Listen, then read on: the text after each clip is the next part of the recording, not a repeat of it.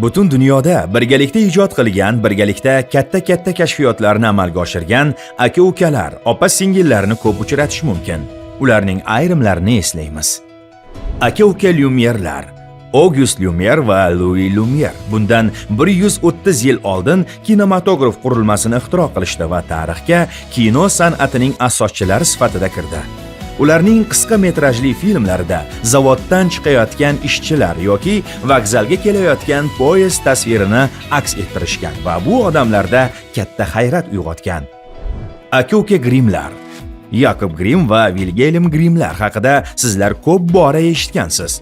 Bu aka-ukalar Yevropa bo'ylab xalq og'zaki ijodi namunalarini to'plab, aka-uka Grim ertaklariga asos solishgan. Mana shu to'plam asosida olingan badiiy va animatsion filmlar butun dunyoda mashhur.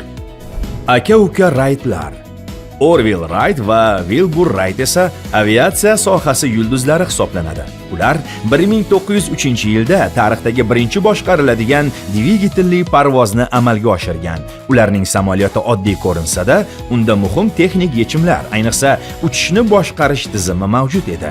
Bugungi zamonaviy aviatsiya aynan ularning ishlari ustiga qurilgan deyish mumkin. Bugungi kunda o'zimizda ham mana shunday qahramonlarni uchratish mumkin. Opa-uka Mirzayorovlar, Paralimpiya o'yinlari chempioni Asila Mirzayorova barcha muvaffaqiyatlarning teng yarmini ukasi Abduvohid Mirzayorov nomi bilan bog'laydi. Sababi Asilaning shug'ullanish jarayonlaridan tortib musobaqalarigacha ukasi hamrohlik qiladi. Bir so'z bilan aytganda Abduvohid Asilaning ko'zlariga aylangan. Yer yuzida bir-birini qo'llab-quvvatlamaydigan aka-ukalar, opa-singillar ham topiladi. Lekin siz doim birgalikda buyuk ishlarni amalga oshirgan mana shu oilaviy duetlarga havas qiling va ularga ergashing.